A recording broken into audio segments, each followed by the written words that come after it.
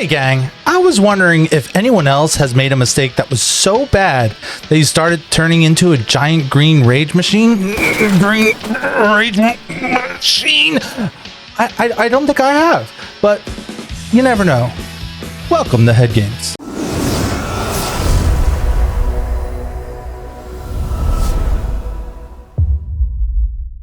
Greetings and salutations, everybody. My name is a Zombie Apocalypse, but when I'm angry, they just call me Steve. But the secret is, I'm always angry. Hey gang, my name's Jet, which is not a superhero name actually, but it does give you an idea what my favorite magic color is. Wink. Anyway, my alter ego is Tim. No, I'm having trouble picking this up. Do you mind explaining the joke for me? There's medallions and they have words on them, and one of them is called Jet, and it will tell you what my favorite color is. Go look it up. I will do that after the podcast. and Mox, by the way.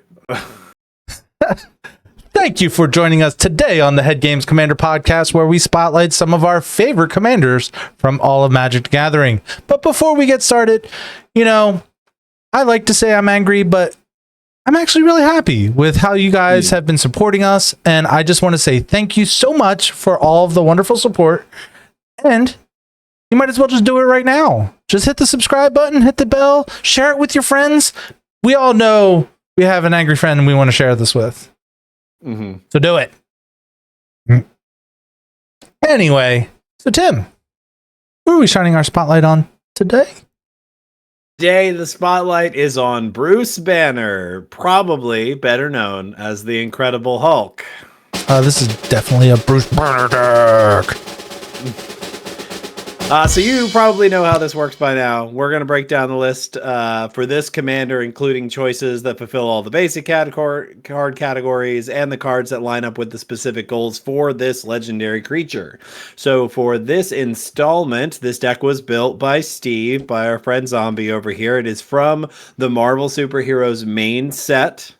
And we're going to start out with a short conversation about, how would you describe this deck if you were coming up to the table? That Rule Zero conversation, bracket talk. What does that sound like for good old Bruce here? Alrighty, so Bruce Banner is a 1-mana legendary creature human scientist hero. And you can pay XX to tap and draw X cards, activate only as a sorcery. Or you can pay 2 red and 2 green to transform Bruce Banner into the Incredible Hulk. You can also cast them on this side too. I do want to make that perfectly clear. But I found most of the time you're not. But anyway, we're going to continue with what he does. He is a legendary creature, Gamma Berserker hero, and he has reach and trample, and then says whenever the Incredible Hulk is dealt damage, put a +1/+1 counter on him. That seems fair, right, guys? But there's more to it. It says if he's attacking, untap him, and there's an additional combat phase after this one. I am surprised they did not put kid gloves on that ability. Right. Or triggers only once each turn. Right. Yep, would have been real easy to throttle that one. And they didn't. So thank you, Wizards of the Coast. Yeah, thanks, guys. Thanks, guys. So the Rule Zero for this guy is he is very much a 3. There is a 2-card combo in here. I do actually have one tutor that can search for the other half. But really, in long forms, I could actually technically have 2 tutors because I could search for the creature that searches for the artifact. Yeah. Seems a little drawn out. Yeah. I'd rather just draw a whole bunch of cards. We'll talk about the combo later. If you've been living under a rock, you probably already know what it is. And I think this deck is pretty fair. There's really not too many hidden surprises up its sleeves. With how popular the combo is, I'm pretty sure everybody knows what the combo is. So there's not like sneaking it on board, really. Yeah, I think that like when this, because this was spoiled, I think quite early. Right. One of the first cards from the set to be spoiled, I believe. So people were very, very hype on the combo, which is again like to say that it's infinite is not quite right, because it's not. Like it does create a scenario where you're kind of looping something, but there's eventually it's possible that there's lots of ways to break it, right? Sure. So I think that we looked a little bit at the brackets, right, to kind of ask ourselves, because it has this 2-card combo, but it's not a 2-card infinite. It's just not. There, like, the circumstances have to be just right in order for it to be an actual 2-card infinite. And in bracket 3, it says none of those before turn 6. Right. And it's a question of expectation, right? Sure. Like, do you expect to see this combo prior to turn 6 in most games? And the answer is absolutely not. Like, really, statistically speaking, you're incredibly unlikely to see that pop off exactly the way you need it to with a 6-mana commander before turn 6. Even with ramp, you have to get the piece, it has to be on board, your commander has to be in play, and it has to be able to attack. So Sure, are you going to get all that done before turn 6 all the time? No. Sometime, one time, ever, maybe. But I mean, it almost right? happened. That's It almost happened. Right. But it didn't. But it didn't. And it was very easy to just say, no, Steve, stop. You tried. It's okay. Good so I do think it's fair. I think it's fair to call this a 3 based on our understanding of what a 3 is meaningfully supposed to be. Now, I will say this, like in the game that we played with this deck felt like a 2. Now, I will say I didn't get any ramp that whole entire game. Yep. I wasn't flooded. And I wasn't like, starved for mana either, but like when you're trying to flip a 6-mana commander over like, and they kill your commander and they kill your commander and they kill your commander. So like I'm playing 6 mana for a 1/2. Then I have to then pay 6 more mana to actually win the game.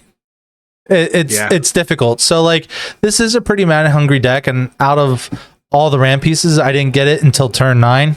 That's pretty rough on anybody's standards. So sure is. Variance is a thing that can happen, and I completely understand.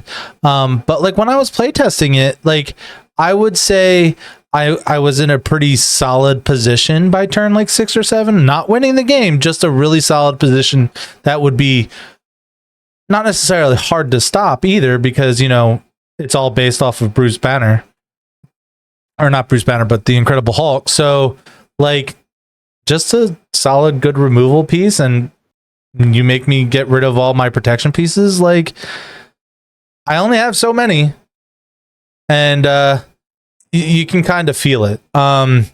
Because like this deck was a struggle for me to build, because originally I wanted to, shine a spotlight on the enraged mechanic, and it turns out the enraged mechanic is honestly just bad.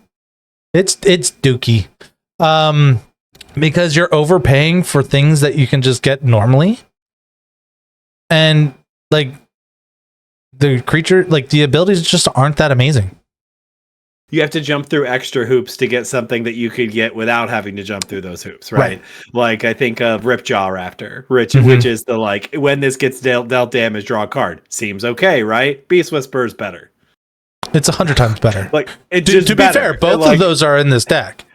To be fair, both of those are in the deck. But the point is that really illustrates the point. Like, you would rather have Beast Whisperer. I'd rather just have Beast Whisperer, yep. To make the enraged mechanic work, you've got to build around it. And so, like, is building a deck that's thematically supporting that mechanic a good idea? And it turns out the answer is no. It just does nothing. So a lot of the times, stuff that kind of incidentally works with the Incredible Hulk, and there's definitely some really good options that are just kind of good in a vacuum or good under other circumstances that really pop off with the Hulk. And that's really, I think, what you're looking for. But it's easy to fall into the trap of like, build this to do this mechanic to heighten it, because I even suggested as you were building it that you like bring in all the Gamma monsters and see if they fit, and it's the same problem. They're like, they're not that good. So, I mean, I still left a couple of Gamma monsters in here, but like, and frankly, I think there's 3 of them. They're amongst the worst cards in the deck. Like, I there's 100% agree. that are just fine, but like none of them are like this is a must include. All of them are on the chopping block as far as I'm concerned. Like the only reason why the one's in here is because I was tired of looking at Vandal Blast because I've been building red so long. So I was like, you know what? I'm just gonna choose a worse Vandal Blast. And I think that one's bad too because like the combo pieces are artifacts. I know, right? Like it's a strictly worse version of Vandal Blast, but I only picked it because A, it's a new card, and B, I am just tired of looking at Vandal Blast. That's so funny.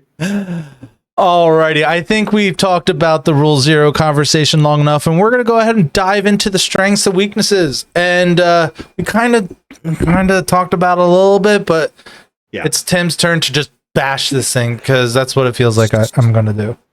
So let me start out by saying that I really think that this is an interesting build around Commander. I do. And I think that it's easy to fall into the trap of being overly thematic, of wanting the other Gamma creatures in there or wanting it to be an Incredible Hulk deck instead of like putting your hand over the picture in the name and just looking at the text box of the card and saying, okay, what does this do and how do I make this work for me?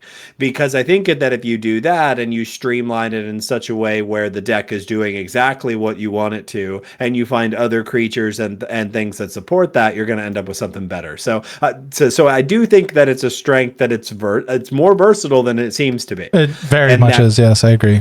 And people will they'll under assess Bruce Banner as a threat. They're like, oh, that's a 1-drop 1/1 that draws you cards. Who cares?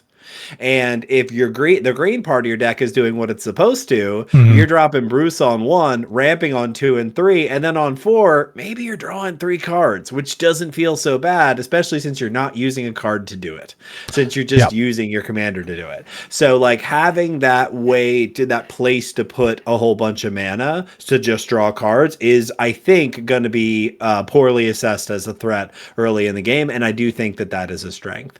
And then and then the backside, like the Incredible Hulk is a must answer threat.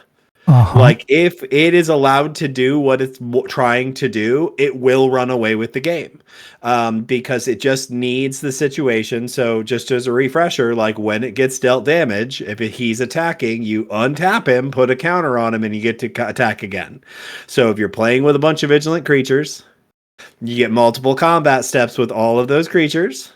And you hopefully make Incredible Hulk indestructible or give him some kind of ability where it's going to make it harder and harder for your opponents to deal with him. So it is a must answer threat, but you can answer it. That's the problem with creatures, right? Like there's just a whole bunch of answers for it. And that's kind of the experience that I had in the game that we played. Now, to be fair, we do talk about running more removal, right?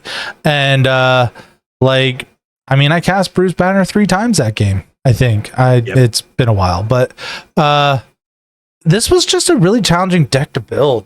Or this was a really very difficult deck for me to build personally, because I am that goofy guy that likes to do goofy things, and turns out Enrage was not a very good goofy thing to build around.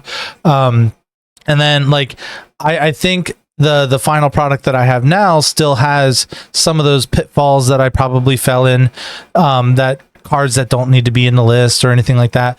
But you know what? Overall, I do think it's a pretty strong deck. I think it can be as early as turn 4 or 5 that I'm actually attacking with Bruce Banner or the Incredible Hulk, and that is something very difficult to deal with. It just depends on the right pieces at the right time, and unfortunately, in the game that we played on the YouTubes, that didn't happen, and that's okay. But I'm also okay with never picking this deck up again. Yeah, and Teamer is, I think, it's kind of historically a challenge. It always has been for me. there's definitely some teamer commanders that really kind of fit into their own kind of subgenre. Mhm. And I think if you go out and look, like we just did an oops all teamer commander game where it ended up actually not all be 3 out of 4 were teamer, which Flames teamer enough for me. Right. and that, like, the decks are so different, and I challenge you to find another shard that, or another con or whatever it is, that 3-color combination, like find another 3-color combination that feels so disparate. Like, really, when you think of other 3-color combinations, it's like, this is what this color combination is. What does teamer do? What do Whatever they do? it wants, and that's the problem.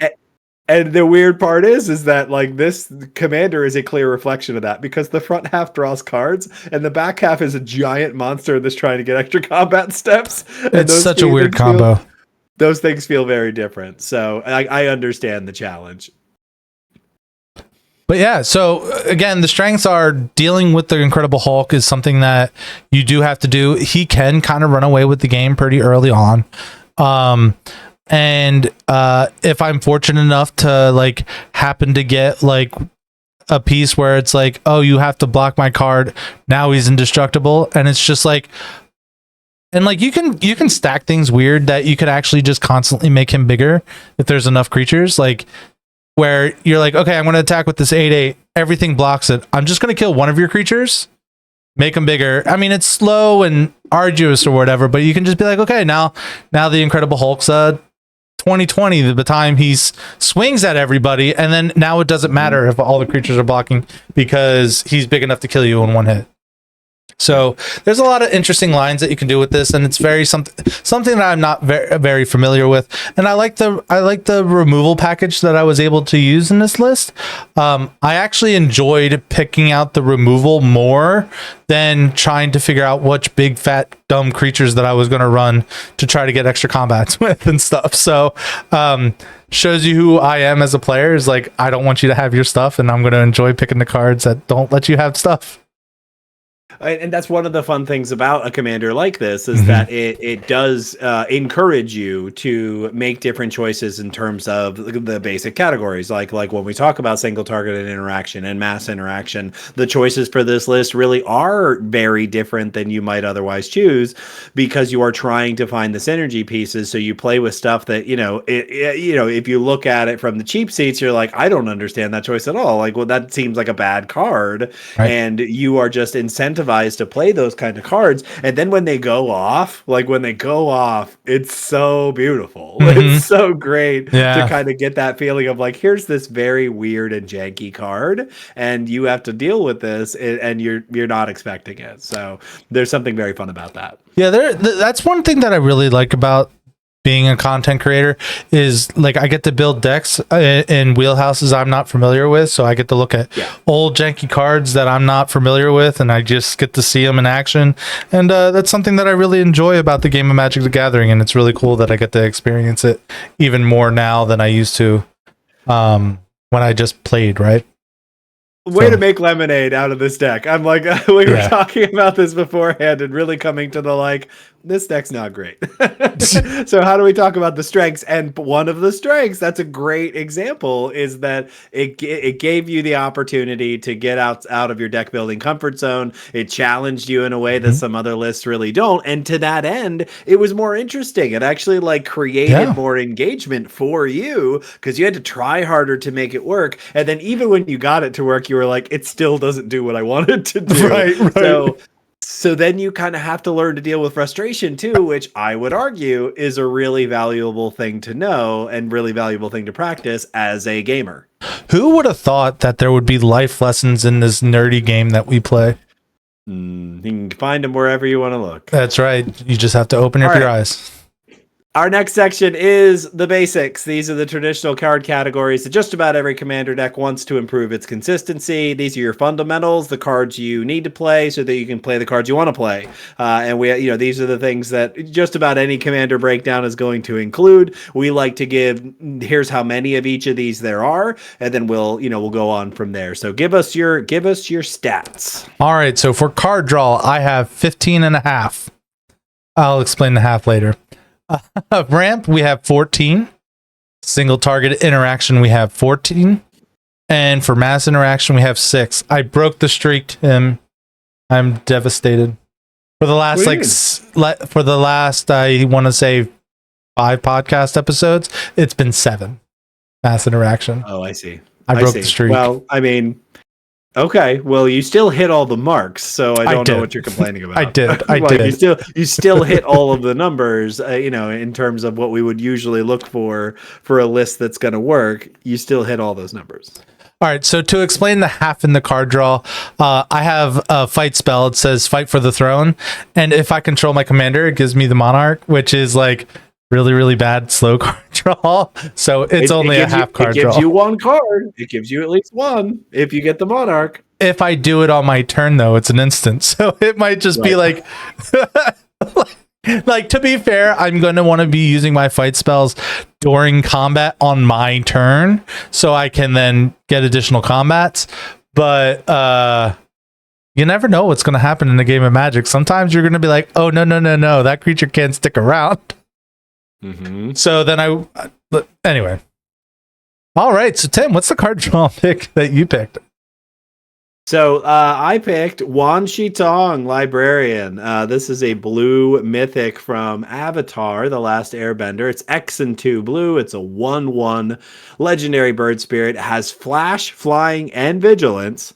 And when it enters, you put X +1/+1 counters on him, then draw half X cards rounded down. It also reads, when an opponent searches their library, put a counter on it and draw a card. So really, like, this is a fantastic X draw spell. It's only drawing half of X, which is kind of the same thing that Bruce Banner does, BT dubs. But what I like about this the most is that it is a great place to sink mana into, but it has vigilance. So all those extra combat steps with this flying vigilant creature, this one's getting in again. That's getting bigger with like how big X is too. Right. So it's like, chances are you may have seen this card in standard if you choose to play that format. And it really does a lot of work, even if X is 2, this is a 3/3 flyer that draws you one card. Doesn't feel great, right? But from there, it really scales very quickly because if X is 4, this is a 5/5 flash flyer that draws you 2 cards when it enters, and it has vigilance, so it's getting in every combat, especially when you do the extra thing. So I think it's an expensive card dollar wise, but really it's the truth. It's a very good card. So if you are playing blue and you are the kind of deck that's actually going to swing in like a teamer deck, something to definitely think about. Yeah, I'm just mad that I did play this in the game that we played. There was 0 searches after I played it, which happened to be the turn after 3 gambles were played at once. So there's no salt here, people. There's none whatsoever. Just the blandest dinner you've ever had. No salt. Oh. Anyway, the card I picked was Curiosity. It's a 1 mana enchant aura. And it says, whenever enchanted creature deals damage to an opponent, you may draw a card. I just to be clear, I only draw 1 card if I deal damage, or is it like I draw 8 cards? Oh, you just draw 1. Oh, that's way worse than I was expecting. I was hoping it was like basically turning my Hulk into Professor Hulk. Yeah. Because that's what I was hoping it would do, and then I read it again, and then it turns out I was very wrong. Yeah. But still, my commander is going to get through. It's going to deal its damage. Why not draw a card on top of all my extra combats, right? Yeah, and if you are in fact getting extra combats, you're going to draw a card each time it gets through. True. So it's true. It's still very likely that you're going to draw multiple cards off of this, even if it's just 2. Yeah. So the low barrier for entry here, the low opportunity cost of just 1 blue mana. I mean, Curiosity could probably see a lot more play than it already does. There's definitely commanders that are incentivized to play this because they're doing damage to everybody at the same time. Visit. I mean, this one. Did I say that out loud? Niv Mizzet, anyone? Sure. Anywho. Yeah, I think Curiosity is an interesting card. And I like that it's a low-end spell because I want to be able to flip my commander and then potentially put this on there and then do it all at once. And the low opportunity cost of just 1 blue mana with a deck that has 14 ramp pieces seems like a very plausible thing that can happen. Absolutely. Alrighty, so we're diving into our ramp pieces, and we got some solid choices here. So Tim, why don't you go ahead and tell us what you got? I'm just going to come out and say it. I was an early adopter of this card, and I deserve all of the credit for it. You sure do. So the card is Fanatic of Ronos. This is 1 and a green for a 1/4 Snake Druid that taps for a green, but it also has Ferocious, which means if you have a creature with power 4 or greater, you can activate this ability, which taps for 4 green. It's such a big number. It's such a big number, and you can eternalize it. And it is worth noting that if you do eternalize it, the eternalized version comes back as a 4/4, so it triggers its own Ferocious at that point. So this card, obviously people have caught wise to it because dollar-wise, it has gone up quite a lot recently within the past year or so. So this is a little harder to get your hands on now. So it's not a budget option. It was never really a budget option, but it's much less so now. But it is worth it. Like as far as putting your dollars into your deck, and if your commander's power is 4 or greater and you're in green, if you have two mana dorks, this should be in your list. So it's a no-brainer here because obviously Hulk's an 8/8. Yeah. So, and there's plenty of other creatures that are much smaller mana value wise that also trigger this, that also turn on that 4 green. So following this up with something on the 3rd turn that has 4 power means now you've got 7 mana at the beginning of I was about to say, I think we did the math early on, and I think 14 of my 30 creatures have power 4 or greater. So that's half of them, right? But I will give you a budget option for this. It's the Spider Manifestation. It's not clearly not as good as Fanatic of Ronos, but it's still pretty solid. He is a 2/2 reacher that can add a green or a red, and then whenever you cast a spell with mana value 4 or greater, untap this creature. Solid point. It's a good budget 23-cent card version of Fanatic. Okay. Yeah, clearly not as good, but I think it fills the slot as well. So we're going to go ahead and dive into my pick. And I mean, I think this pick is a pretty easy and clear cut pick. I chose Selvala, Heart of the Wild. She is 3 mana, a legendary creature, Elf Scout. With whenever another creature enters its controller may draw a card if its power is greater than each other creature's power. Pretty cool having card draw on a ramp piece. And then I can pay a green and tap it to add X mana in any combination of colors where X is the greatest power among creatures you control. The way I'm looking at this is that you pay 1 green, gets 8 mana back. That's how I'm reading this card. Yep. I think that's pretty solid. Yeah, with your commander on board, this is another one of those. Like with your commander on board, or Who any of the bigger, other very big scary monsters. Yes, it's so very large. You get so much mana. It's it gives you a little bit early and an enormous amount later on.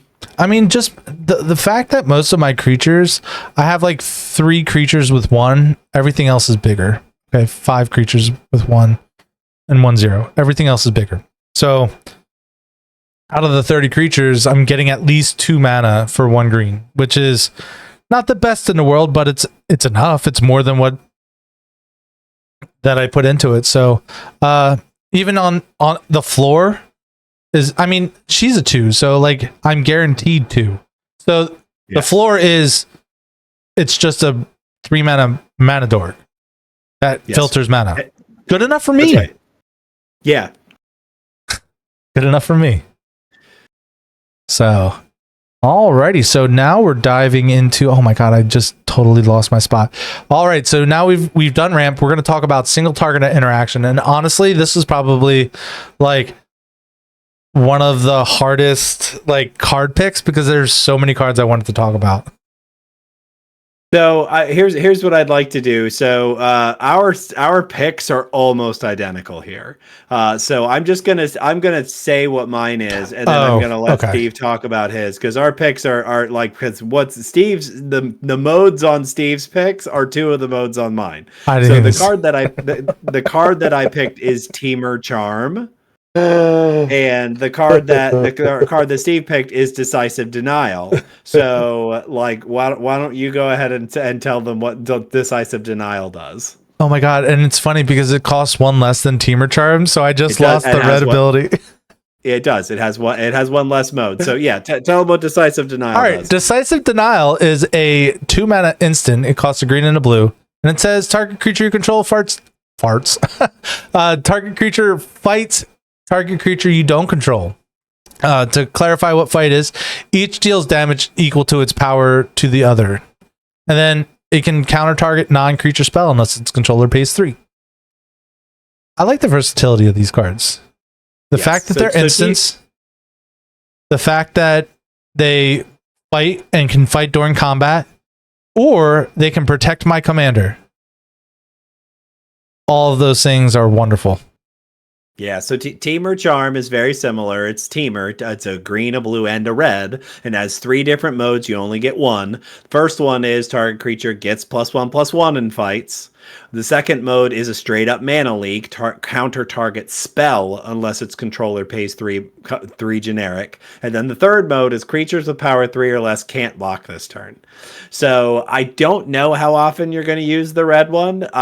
There is a scenario where it closes out a game for you, where your opponent's got a bunch of tiny creatures and you just need to get in the last bit of damage to win. So again, the versatility is there, but just having these spells that can either be a fight spell or a counter spell, it's so strong in this deck. It's exactly what it wants to be doing. Yep.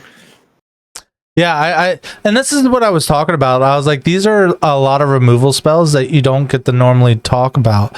And I didn't do a final count of how many fight spells there is, but there's I'm pretty sure I got like the best 5 at least. Yes. I think that's right. So and because all the ones that I picked, like one of the requisites to me is it had to be an instant because I want to be able to do it during combat. Yep. So I really enjoyed the fact that it can be instant speed, like fight, or in this case, like protect your commander, because we said it earlier, you need to kill the Hulk, and if you don't, you're going to lose. So the best way to do that is remove the creature that's in the way and just kill the person, or you stop them from using their kill spells, which is also really, really good. Alrighty, so we're gonna go into mass interaction. Maybe I read Mjolnir wrong, but like definitely. That was my first question. Did you include this in your mass interaction? Nope. So yes, we're at the 7. Woohoo! Streak continues. So stay tuned for the mass interaction part of this card. Mjolnir, the Hammer of Thor, is a 4-mana legendary artifact equipment, 3 and a red. When it enters, it deals 4 damage to up to 1 target creature. So there's your targeted interaction, right? Oh, I have 15. So now. it equips worthy for 1 generic, and a creature is worthy if it's a legendary non-villain that's red and or white. So the Hulk is red, so it can equip the Hammer of Thor here. Canonically incorrect, but in the game it is. And its equipped ability is double all damage equipped creature would deal.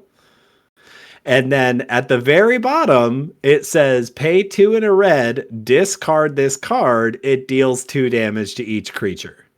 So it's selective mass interaction, but mass interaction nonetheless, and it's mass interaction that synergizes really well with the Hulk, because if you do that 2 damage to the Hulk in combat, you now cheated yourself into an extra combat. Sure did. Yeah. So funny how that escaped both, because I was like, oh, it just deals double damage. Who cares about the rest? Yeah, that card does like 3 things. It turns out it's a mythic rare, so That explains why there's lots of words on this card.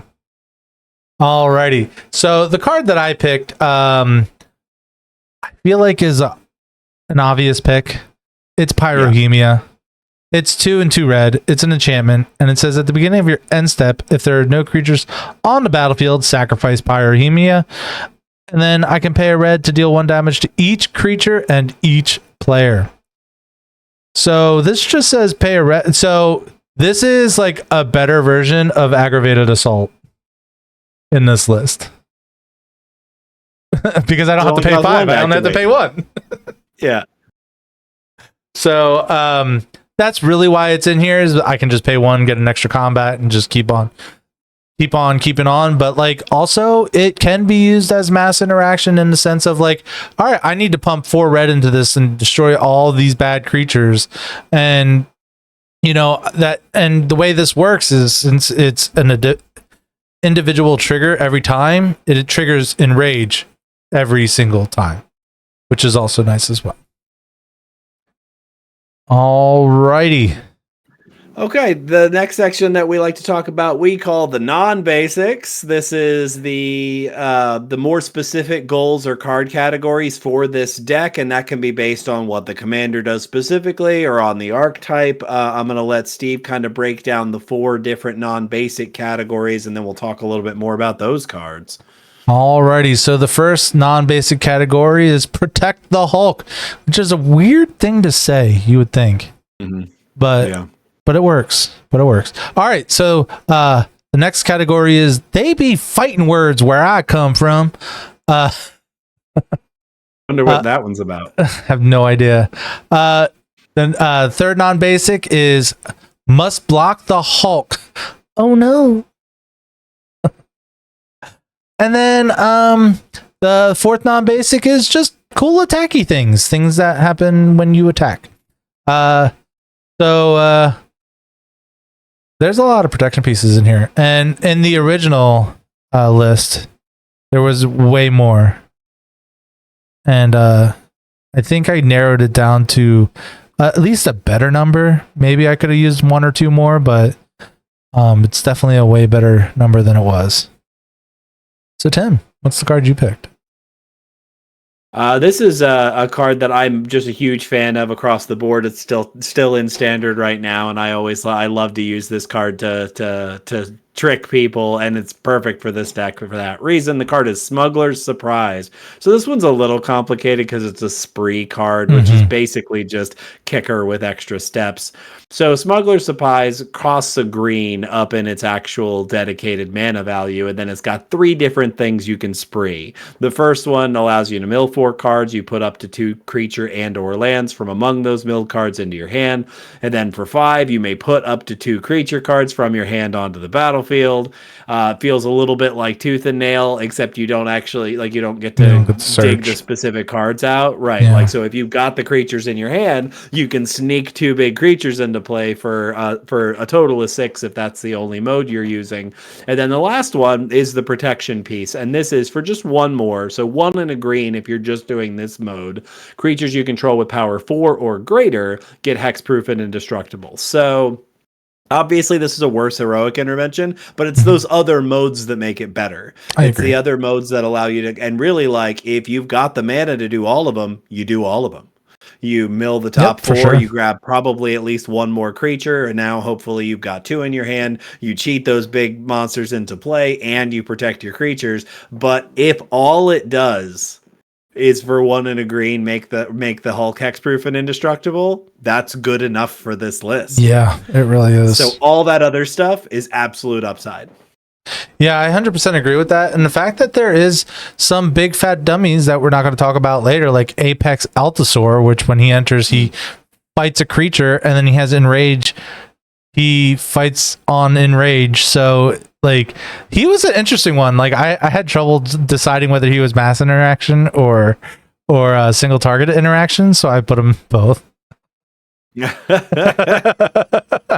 ain't gonna lie. So if you put him in with this and you had the indestructible mode, you just kill everything, right? 100%. Yep. Yeah, because he's got indestructible before the enters the battlefield trigger hits the stack. Yeah, sure does. And so he just fights everything on the board Mhm. at that point. Every one of your opponent's creatures. Yep. Yeah, it's pretty solid. Yep, I'm sold. I'm sold. Oh, that was really hard yeah. to convince you that Smuggler Surprise is a good card. Yeah. That wasn't a tall order, no. No, definitely not. All right, so my protection pieces, and this one was like a nice include. I think I like it a lot because let's read the card. It's a Nara, Wolved Familiar. It's a 3 and a green, legendary creature, Wolf Beast. And it says, as long as it's your turn, commanders you control have indestructible. It's not protecting everyone, but it's protecting the piece that's most important. Hey, Tim, if your commander's indestructible, it can't be destroyed based off of damage, can it? Right, so if something blocks it, it doesn't die. No, it doesn't. Interesting. No. I wonder what that happens with a creature that untaps when it takes damage and then attacks again. Yeah, gets to attack again. That seems good. I think it's worth mentioning that Inara is a 4/4, right? Yes. So it triggers Ferocious. Yep. It hits all of these other marks, and it is 4 mana. And I could see people looking at that and going, like, "Is that effect really worth it?" But I think in practice, Answer is it yes. is quite good. 100% of the time. Yeah, like it works very, very well. Well, it just makes all my fight spells way better too. So good. Yes. Yeah. So, and like, here's the cool thing. Like, I could play Bruce Banner on turn 1.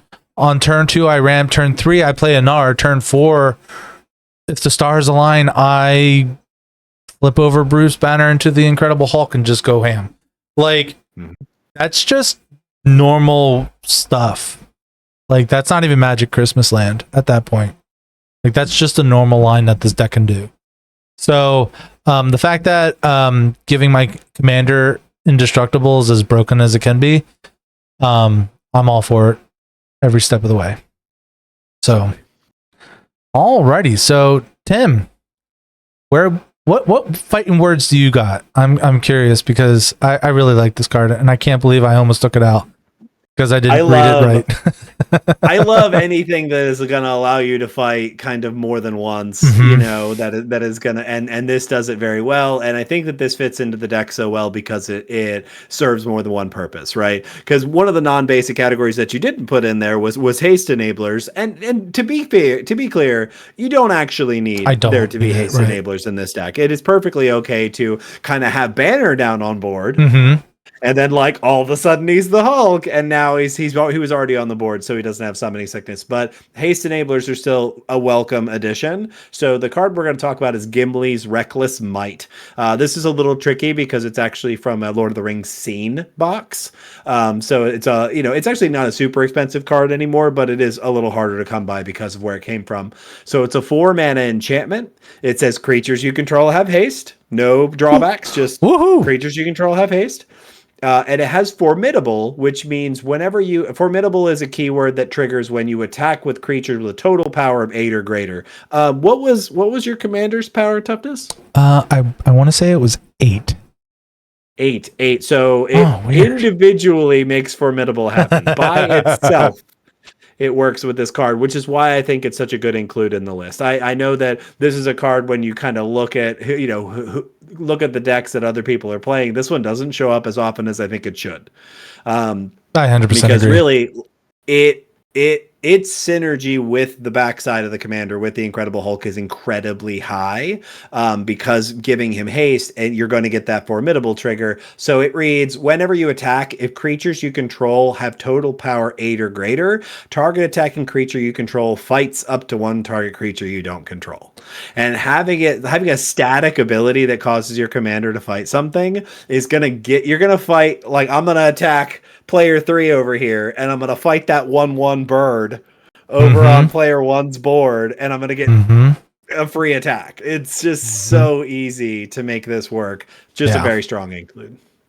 Yeah, and I don't even know why I was so, I don't want to say opposed to this card at first, but there was just something about it that I guess I wasn't reading properly or something.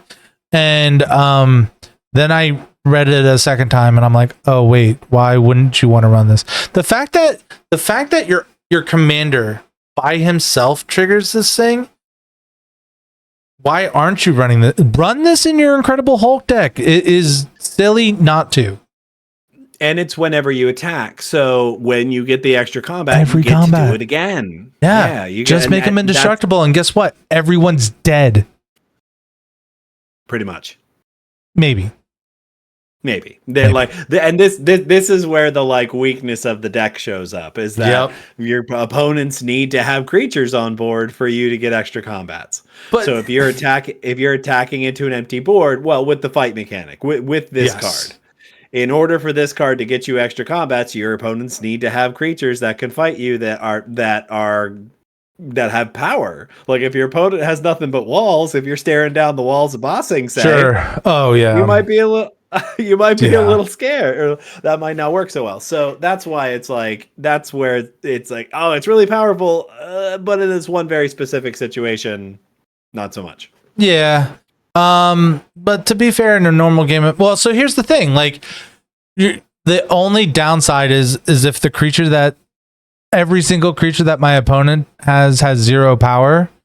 If that's like the only like downside of this card, like who cares at this point? Like, I think you're doing pretty good. Or they don't have any. Right. And then I'm just getting in with 8 damage every turn. And when you do play your creature, guess what? It's dying. You're not going to have a creature that can last long enough for to matter. Alrighty. So, how do you pronounce this lady's name? Niath? Niath? Sure. Sure. Yeah. I would. Of the Dire Hunt? Of the Dire Hunt. Yep. That's what we're going to call her for the rest of our lives. Because words are complicated. She is 2 and 2 green. She's a legendary creature, human warrior. And it says whenever one or more creatures you control fights or becomes blocked, draw a card. And then it says at the beginning of combat on your turn, you may pay 3. If you do, double target creature's power until end of turn. That creature must be blocked this combat. Bro. This card, great. It just does everything I want this deck to do. It's making the Hulk incredibly huge. It is drawing me cards. I have so many ways to fight. Like if the Dire Hunt and Gimli is out, Gimli's Reckless Might, just call it GG's. Like at that point, you can just say, you know what? Let's go to game 2. Okay. I think that's a fair assessment.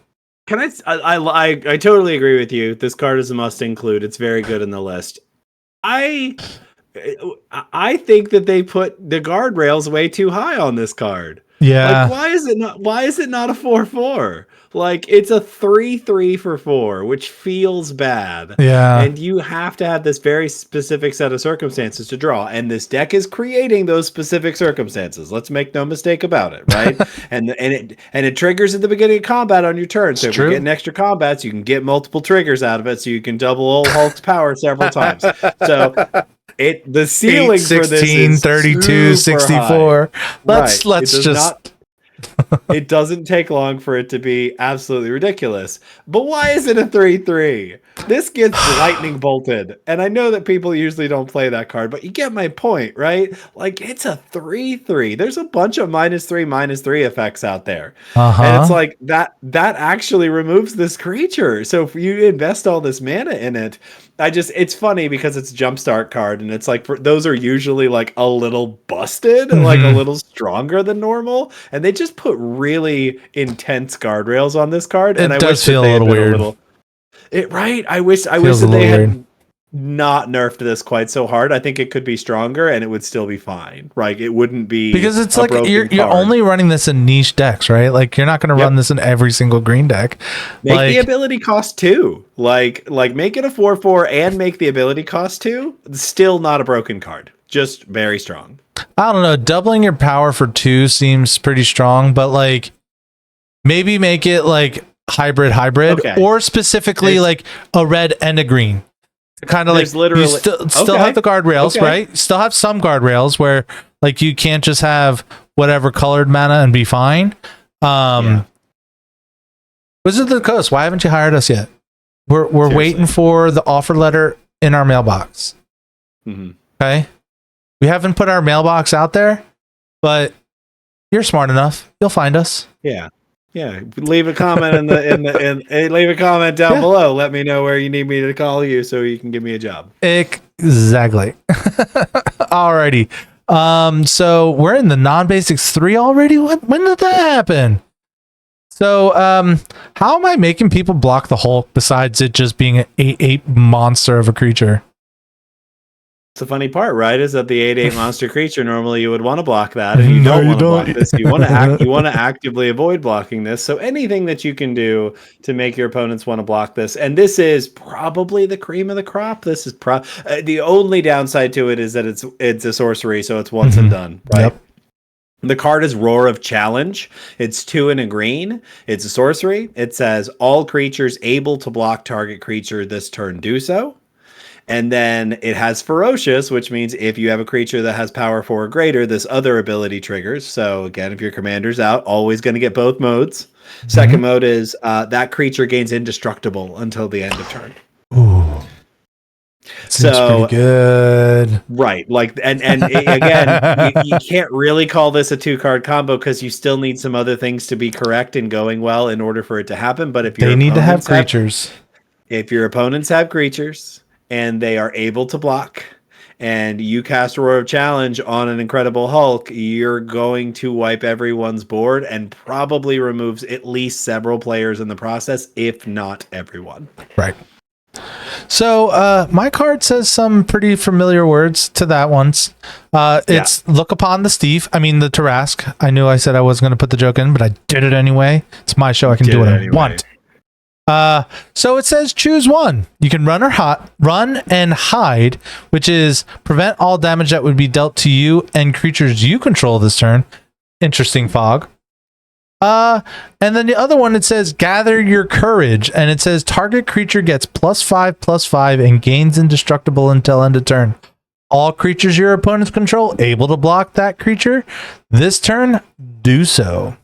So it's turning my commander into a 13/13 that must be blocked, and it has indestructible. Does a lot of similar things to what your card does. My card also costs, I think, 2 mana more, right? If I'm not mistaken. Yep. And it's an instant. But mine's also an instant. So it can be used in a better situation, right? And I'm not going to lie, a fog's not something to shake a stick at either. Nah. Like, I'm going to go ahead and say this. Okay, guys, listen carefully. Fog is real. You should play more fogs. All right, Steve's public service announcement is officially over. Ew. The Fogman is real. Yeah, I just really like this card, and who can't look at him. Look at him. The Tarask is so cute. Just want to pet him. Adorable. Alrighty, so we're gonna go into our final non-basic category, and it's the cool attacky things. I'm gonna be attacking anyway, so I might as well do cool things when I'm doing it. So Tim, you chose the best cool attacky thing of all time. I did. I stole it because I love this card, and I suggested that it go in the deck because I think it's great. So this is a new card from Marvel. It's called Cosmic Cube. If you haven't seen it yet, check it out. It's fantastic.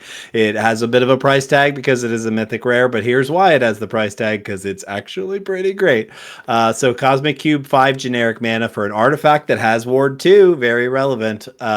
Whenever you attack, look at the top 6 cards of your library. You may cast a spell from among them with mana value less than or equal to the greatest power among attacking creatures you control without paying its mana cost. Rest on the bottom in a random order.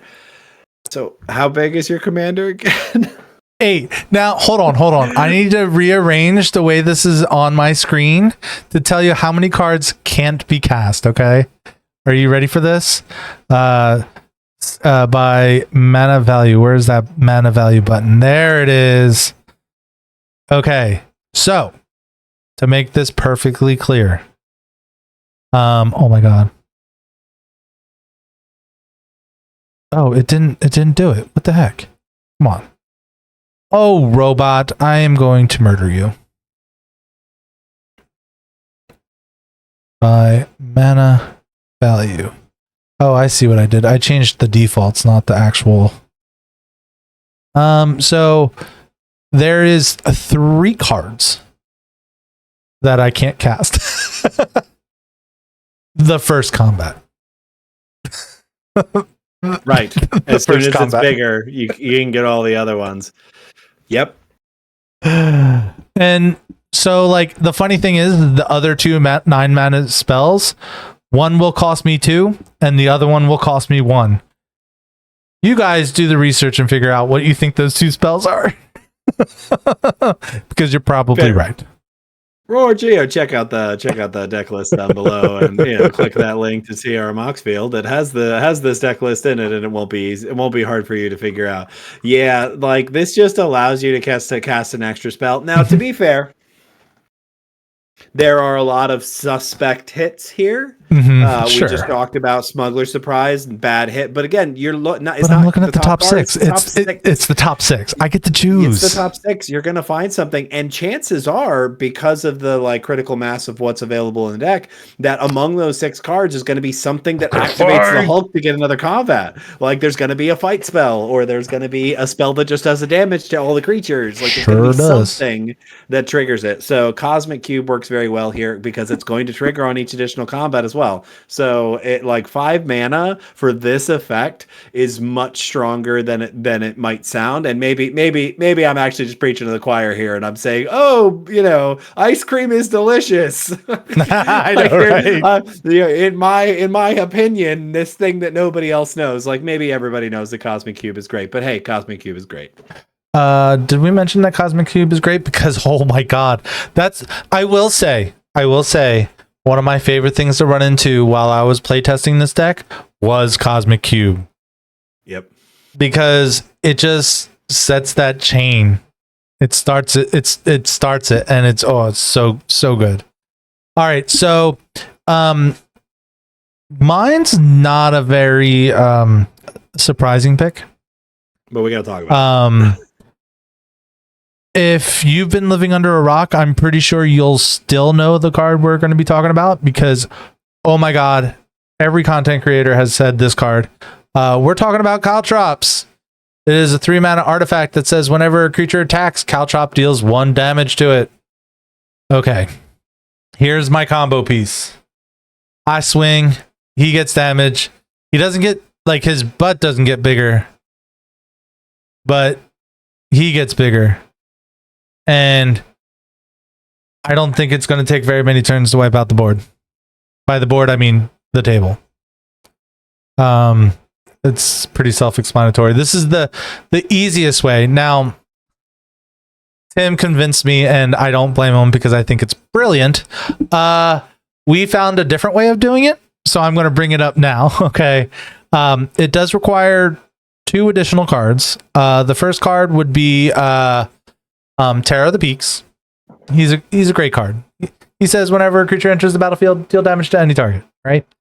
Then the next card is Infantry Shield. It says equipped creature has Menace and Mobilize X, where X is its power. To clarify, Mobilize is whenever it attacks, create X tapped and attacking 1/1 red warrior creature tokens. Sacrifice them at the beginning of the next end step. So here's how this version of the combo works, and I think this version of the combo is way cooler. So I equipped Infantry Shield on the Incredible Hulk. I attack. I deal 1 damage to the Hulk.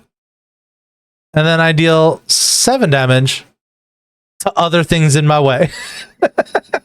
Probably your face. And then I get to do it again.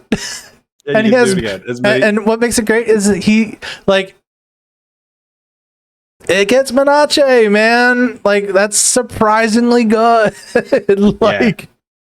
It really is. And that like 7 other damage that this creates is it really is probably getting most threats out of the way, or at least one of them, so now they can't block the Hulk. Yeah. Yeah, it just changes the calculus, right? Like, it just changes the math for everything. Now, that one's a bit more of a Magic Christmas Land. However, I do have 2 tutors in the list, and guess what? Both these cards can be tutored.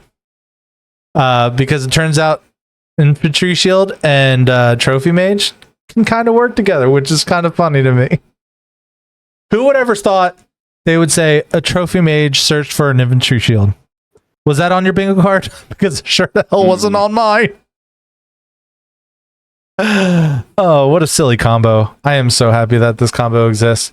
But we've talked enough about the non-basics. And me and Tim, we sure do love gushing about cards. And there's a lot of cards in this list that oh my god, we're gushing about a card. I'm so sorry, Tim. Anyway, we're talking about cards that didn't necessarily fit into any of these categories, and we still wanted to talk about them. So, Tim, I'm sorry I did this to you, but what's your honorable mention? So my honorable mention is Terror of the Peaks, What? because I wanted to talk about the thing that we just talked about. But it's okay that we don't, because Terror of the Peaks is just solid in this list. Sure is. Because you are playing with a bunch of other really, really gigantic creatures. So Terror of the Peaks, again, if you're using something like Smuggler's Surprise, sneaking in Terror of the Peaks and under the threat is also doing additional damage as well. And having an 8/8 commander that if you're casting it from the command zone, Terror of the Peaks now domes somebody for 8. So add on to that now if you do anything at all, and we used the equipment infantry shield that he was talking about to generate a creature, and again it generates a bunch of creatures, so it makes it even stronger. But anything that generates a single 1/1 creature is going to work with this combo. So anything that generates a creature at the beginning of combat, if Terror of the Peaks is on the field, you point that damage at the Hulk, and now you've got an extra combat. So I just think that Terror of the Peaks is a pretty solid include for any Hulk list to kind of incidentally have other ways of triggering it by generating any kind of creatures. So yeah, Terror of the Peaks is a really good card as a whole anyway. And when we're talking big dumb creatures, I mean, if you're not talking Terror of the Peaks, we're probably not doing the best at what big stompy creatures can do. I was actually thinking about putting Storm Surge in here as well as like a enchantment copy of it too, but I was like, it's not like I could, but see, if I did that, I would want to build it slightly different, right? I would want more bigger creatures. So like it would have changed the whole dynamic of the deck. And it was just like, oh, okay, I'm already pulling at a lot of strings and I didn't want to have to build this deck a third time at that point. Right. So the card I want to talk about is a really fascinating card. And it doesn't sound like it's in mana value order, not in instants and sorceries. Anyway, the card I want to talk about is Moon Mist. So it is a 2 mana. It's 1 and a green. It's an instant. It says transfer all humans, prevent all combat damage that would be dealt this turn by creatures other than werewolves and wolves. Okay, look. So this card can be really, really cool. It can turn Bruce Banner into the Hulk. What makes it not super amazing is that it prevents all damages that aren't by wolves and werewolves, which makes it like I can't use it as a combat trick because I'm just going to prevent the damage anyway, and it does it for the whole turn. So like, but it is an interesting like I'm going to try to have a turn 2 Incredible Hulk. That's it exactly. Right. Is that really this is a ramp card? Yeah. Like this is flipping Bruce Banner into the Incredible Hulk 4 mana cheaper than you should be able to. So this is burst mana. This might as well be Dark Ritual or Seething Song, right? Like that, but it's also at instant speed. So you know basically you can play Bruce Banner, pass the turn, put a second untapped land in play, pass the turn, and then just wait for your opponent's end step. Moon Mist on their end step when their shields are down. Now you have an Incredible Hulk on turn 3. Now to be fair, I did play Moon Mist in that game. However, Tim just had the perfect answer for it, and it's not like something that I could potentially wait for it to be better. So it was just like, I'm going to have him have it because if I don't, I'm wasting my turn and I wouldn't have a better opportunity to do it than when I did it.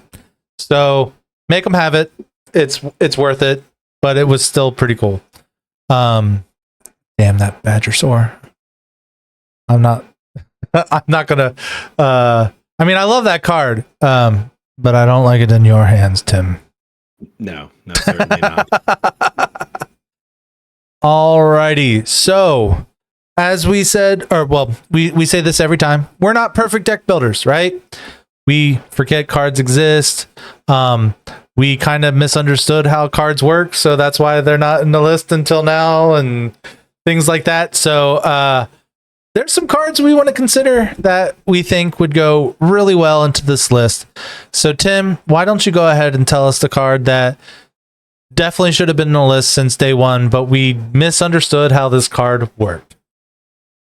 Card is Sword of Fire and Ice, which I've spent a lot of time recently reminding everybody is actually a fantastic card, and everybody knew that. Again, ice cream tastes delicious.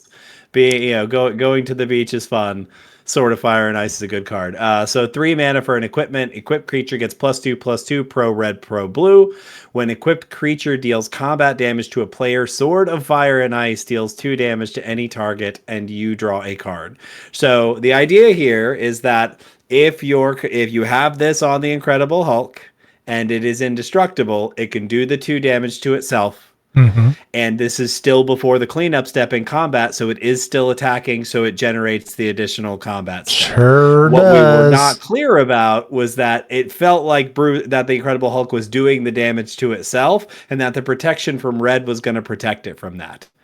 But when we look at it a little closer, it says that when the equipped creature deals combat damage, the sword does the damage. Yeah. To the target. So the sword is a colorless source, so it can target the Hulk. Now, again, you have to have another piece in place here. You have to have it is indestructible, so that you are able to continue doing damage to it and it doesn't actually die. So anything that would make more counters occur, hardened scales would work here, although it's not currently in the list. So there's other ways. So I think that Sword of Fire and Ice presents a very, even if you don't go like infinite with it, but going that big is still really freaking good. So fantastic. Like really, you are getting 1 counter. So by the time you get to the 8 damage, you've gotten 4 additional combats, assuming that he didn't take any damage. And that's 8, then 9, then 10, then 11, then 12. So it's 4 additional combats. So that's somebody's done. You toasted somebody at that point. Well, so Sword of Fire and Ice, very, very solid choice to look at for this list. Alrighty, so the card that I picked is a card that I don't play very often, but you know what does work with the card that we were just talking about? This card, and we're talking about Innkeeper's Talon, because it says at the beginning of combat on your turn, put a +1 counter on target creature you control. Yes. What was one of the stipulations we needed for Sword of Fire and Ice? We needed 1 more counter so it doesn't die. Yeah. Crazy. And then I can level it up for 1, and it says permanents you control with counters on them have ward pay 1. Ward specifically is opponent, right? Like if an opponent targets it. That's right. Okay. That's right. Just wanted to double check because, it would screw up Sword of Fire and Ice. We're not trying to do that. But anyway, it also does, for 4, you can level it up again. It says if you would put 1 or more counters on a permanent or player, put twice that many of each of those kinds of counters on that permanent or player instead. So this card in itself does exactly what we needed Sword of Fire and Ice to do. And it does it really well because it's also a protection piece. Like to be fair, ward pay 1 isn't like an egregious price to pay because of course everyone's going to pay 2 to Path to Exile my commander. However, sometimes when you're doing things like you're going to leave just the 1 mana for your Path to Exile that you have, and then I'm like, hey, and then you're like, dang. Why are you whispering? I don't know. I felt like it. No, that's the response. Oh dang! Why are you whispering? Yeah, right. That was a weird way to say that. I know you have ward. Yeah, like what ward is sneaky, right? Yeah. And people are very generous with ward triggers, but like it really, if you follow through the way that the game works, like once You're the ward supposed to trigger's let on it the stack, counter, like- the spell gets countered like Well- that. If you're not paying attention to the ward triggers, and I mean, for me, this is just me, I'm going to take that loss. Like if I target something and they go, oh, this has ward, I'm gonna resolve that. I'm gonna fail to resolve. Oh dang! I should have paid more attention because it's a good learning lesson for you. Yep. It very much is, and and really that you need to be paying attention to, when you are targeting stuff with removal, to say like, what's going on with this card? Is there anything that I need to know about? And one of those things is, if it has ward, I want to know that in advance, so I'm taking that into consideration when I'm planning the target. Yeah, and what makes it a little bit more trickier with this, and like now, let's say I forgot that, like, because like usually it's not as bad if you were to target something that has ward on the card, but since Innkeeper's Talent isn't on the same card that they're targeting, I could see and being a little bit more lenient with the whole, oh no, I'm going to let you take this back because it's not on the card itself and it's something that could be easily missed. But again, I'm on, like, if I'm making this mistake, I want to feel that burn, right? And I really think that as players, even when we are playing in a casual situation, if we interact with something, if we make a play and it is incorrect, like if it doesn't line up with the current board state, we can't really expect that people ought to be lenient, because those aren't the rules of the game. Like if people are choosing to keep it casual and say, okay, I'll let you take that one back. But if you're ripping a removal spell and you didn't take into account what's going on the board, I don't know. Like I don't think that it is on the other person to allow you to take it back at that point. You didn't take into the consideration, and you didn't ask. Like, and that's all you have to do. And that really leads me to the actual message here, which is talk, ask questions before you make play. Be clear about the board state before you move forward with your play. Don't hastily rip something out of your hand. You're allowed to, like, things don't happen without you allowing them to happen, right? The game doesn't progress forward unless everybody agrees that it's time for it to progress forward. So if you need to stop and be like, can we just pause here so that we all understand what's going on? And then we can make the best possible decisions. You're allowed to do that. It's built into the game. So do it. Use your communication to ask those questions. And it's not a crime to want to make sure that you're thinking everything through. Like, of course, you don't want to necessarily take 20 minutes on one decision, but like that's usually not how long it's going to take for you to figure it out. Like it's okay to take a minute. It's okay to take 2 minutes, especially later in the game when a lot of things are happening and the board state is complicated. It's not a crime to just say, hold on, wait a minute. What do we got going on? And it's okay to ask questions like, hey, what do you think the biggest, scariest thing that's not on my board is? And once you get that answer, you can say, okay, well, what would stop me from removing it that we can see? Right? Because like, when you phrase it that way, it makes you look like the hero, not the villain, by removing whatever the big threat is. When you have like a group consensus, and I'm not saying this is the best decision planning or whatever idea or whatever, but it doesn't hurt. It doesn't hurt to ask and curry good favor with other players when you're taking their thoughts into consideration. Because you're acting like I wouldn't use, oh, remember when I destroyed that thing for you? Because it wasn't so bad for me, but I destroyed it for you. Remember that.